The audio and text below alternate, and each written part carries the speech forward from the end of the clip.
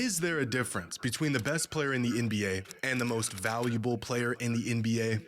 It's a bit of a loaded question, but with what's going on in the NBA right now, I think the question is more relevant than ever. In 1998, Michael Jordan was the best player in the NBA off of sheer skill and ability, but he was also the most valuable player in the NBA because of his impact on the Bulls for 82 games of the season. But seasons like this are usually an exception. The difference between the best and the most valuable are almost never. Bro, Steve Nash stole. Did Steve Nash steal Kobe's MVP?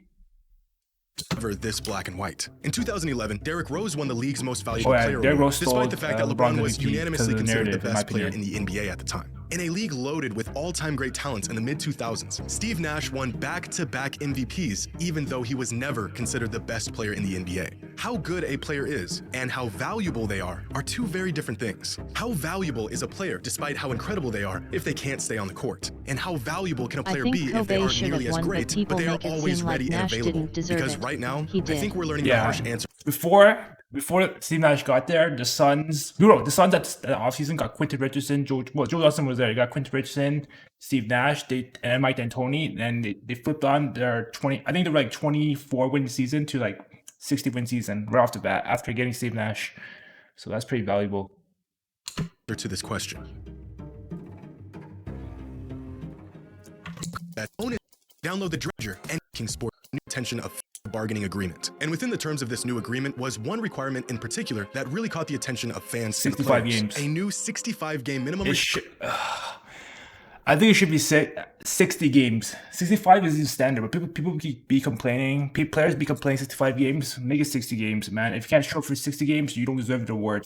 Requirement for season awards. That's all NBA team selections, Defensive Player of the Year, MVP, everything. And despite some concerns regarding this new eligibility threshold, the terms were all agreed upon and signed off by the players and the league. I mean, after all, 65 games is just 80% of the season. In theory, this threshold shouldn't be hard. Imagine like a regular person. The same people that said Kobe should have won are the same people that said Harden deserved MVP over Giannis. Oh, in 2019? Hard to hit. At least, that's what we thought. Because just one season into this new minimum game requirement, and the worst case scenario is already playing out. Up until last week, Joel Embiid led the NBA's MVP race by a pretty wide margin. Up to this point, his season hasn't just been MVP worthy, it has been one of the greatest offensive seasons in league history. But the thing is, nobody talks about this. All those big games he had a stretch of games where he played against Charlotte, Wizards, Pistons for like 2 straight weeks. Revenge for the backlash he received after winning last year's MVP over. And then the next couple games, I know the Sixers are I know the Sixers have a tough schedule coming up. They're facing Cavs, or you can't even see it. They're facing Cavs, Heat, Cavs, Knicks, Celtics, Bucks, bro. The Sixers have one of the hardest schedules remaining left on their. And barring some sort of major injury, the 2024 MVP award was virtually his. And then, almost as if it was written in the script, Embiid sustains a major injury, causing him to miss too many games, making him ineligible for the MVP award. This is, without question, the worst possible outcome for not only Embiid, but for the NBA's new agreement with the players, making a new rule that seemed reasonable at the time look completely unfair and unreasonable in hindsight, even though it's not. In fact, the new 65-game rule is a benefit to the players, not a detriment. See, over the last 3 decades, NBA player salaries have increased almost exponentially, product of a massive increase in league revenue thanks largely in part to new, more expansive media deals. Large broadcasting companies fight for the rights to NBA media with massive checks, and in return... He didn't play last game. I remember he didn't play last game. That's why the NBA provides an exclusive premier product. In 2014, just a decade ago, the NBA signed a 9-year TV deal worth $24 billion, a deal that dwarfed all of their previous contracts combined. At the start of the 2025 NBA season, their new TV rights kick in, a deal that is worth an estimated $75 billion. And what would a healthy business transaction be without some guarantees and stipulations? The networks and entities picking up these contracts want certainty that once this deal kicks in, they are investing in a healthy, growing product, a deal that benefits everyone. According to HoopsHype.com, the NBA salary over just the past 5 years has increased from $2.5 million to $4 million. And once the new CBA deal kicks in, this number might even double within the next few years. The league-wide minimum salary has drastically increased as well, from just $500,000 in 2014 to $1.1 million this season. In 2015, there were only 8 players in the NBA making at least $20 million. This season, there are, wait for it, there's a lot of them, 75 players making at least $20 million.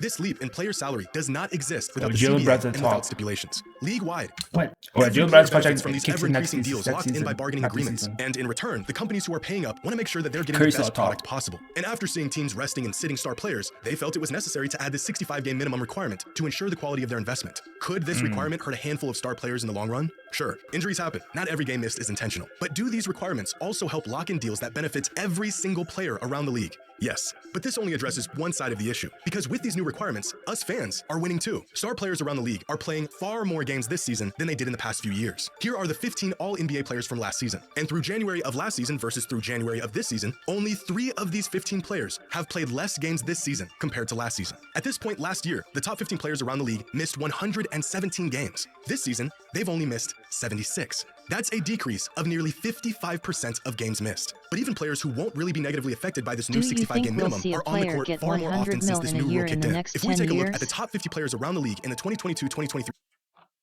It depends on what their salary cap's going to be. season, according to Box Plus Minus, essentially the league's 50 premier players, then here are the 100 million is crazy, bro. 100 million a year. those players and the number of games they missed through Depends January on what of the last season, TV deal is. This season, in the and how first year much of this the new salary cap league-wide goes game up. minimum requirement, 20 and those same years? exact 50 I have no players idea, have man. missed just 406 I don't know. games. Like, That is a imagine. decrease Like, I don't know if basketball will keep growing. You know what I'm saying? of nearly Maybe 45% of games crazy, missed man. from the league's 50 premier players. Now, 50 players across half an NBA season is not a small sample size. In our Is it a lifetime. coincidence that all of these players are collectively playing nearly Maybe. 50% Yes. more Sure. often I don't than they know, were bro. just last season? I really don't know. not. Probably. But I think we're overlooking Yes. the most important part Actually, of this idea no, of lifetime, player being yes. available and just how important that is to a team. Depending on how much the sport grows. After all, they say availability is the best ability. And although I don't know if I agree with this statement, there is a tipping point where a player who isn't nearly as good as another player starts to become more valuable simply because he's on the court more. For example, Facts, man. I think you should make it 60 games. Let's make it 60 games so people don't complain. I think most people would agree that Steph Curry 60 games was so better little. than Donovan Mitchell last season, and all of the numbers would support this, especially this one, the estimated plus-minus metric, which has Curry as the 9th best player last season and Mitchell as the 21st best player last season. But if we look at the estimated wins metric, which factors in how impactful a player was and the amount of minutes they played, then Donovan Mitchell jumps to the 8th most valuable player, while Curry falls to 12th, because Mitchell played 68 games while Curry only played 56. There is a stark difference between the best player and the most valuable player. And although there isn't an argument for Mitchell being better than Curry, there is an argument that he was more valuable to his team because he simply played more games and made an impact on winning more often. This season, this same exact concept is unfolding on a much larger scale. When Joel Embiid is on the court, he is a monster. Even his biggest cynics couldn't deny the MVP run that he was on. And according to estimated plus minus, which again essentially looks at how good SGA, Luka, Jokic. a player is, Embiid has been the best player in the league this season with an EPM of 10.1, followed by Shea, Giannis, and Jokic. But when it comes to Bro, has Embiid become underrated? Because every single time I see Embiid, every time I saw Embiid get posted on like IG or Twitter, people start hating on him because he's a foul merchant. estimated wins, Embiid Me, I be talking shit about Embiid though. falls to the but 4th spot has he behind those become same three underrated? players. The sole factor behind this is because he's only played 70% as many games as they He's have. become At the end of the day, would underrated you rather in have the 60 regular games from season. an MVP caliber player or yes. 80 games from an All-NBA or even All-Star caliber player? I think the overall concept for this new 65-game minimum requirement for awards Well, is generally a actually, good thing. he We is will inevitably see some of the downsides to the rule, MVP, but but I'm overall, talking the about good that his will come from fans it will hating far on outweigh him. the bad. Some players may not like it, but it's the players and their decisions that led to this point in the first place. With the regular season becoming more I'm not sure irrelevant he's and disconnected from the underrated, but postseason, his with more fans players hating on him. strategically sitting out games and picking and choosing when they want to play, the league had no choice but to enforce this new rule. Over the last 30 seasons, Actually, I here agree are the with you. percentage of games Underrated played by regular players who season. made That's all good. That's NBA actually a teams. good Throughout the thing 90s and to write. 2000s, the top players around the league played in about 91 to 95% of all games. In fact, prior to 2018, this number only dipped below 90% one time. Back in But over my the past heyday, 6 seasons, superstars today's around the players league are have been so playing soft. less and less, bottoming out last Today's season players at are so just soft. 81.5% of games played on average. But this season, would you look at that? The players who are projected to make an All-NBA team are on track to playing 92% of all available games. Some may not like it, but the new rule is working. I think playing 80% of the season is a reasonable standard for the best players in the world. Bro, And if a player can't hit that Kawhi, Paul George, 80s, and playing like basically all the games this season. standard, he's either not as valuable as the players who did, Paul or George he as had the well. misfortune of sustaining an injury, which has and will always be a huge unknown factor in sports. But still, even after all this, it seems like fans are torn on this minimum game requirement. So what do y'all think? Is the rule too strict? Should there even be a minimum game requirement for 60 season awards at all? games. Should they make There should be, exceptions yes. to this rule for circumstances like Embiid's? What will be the lasting effects of this new eligibility requirement? Let me know your thoughts in the comments below. And as always, until next time. Damn, 60 games is my opinion.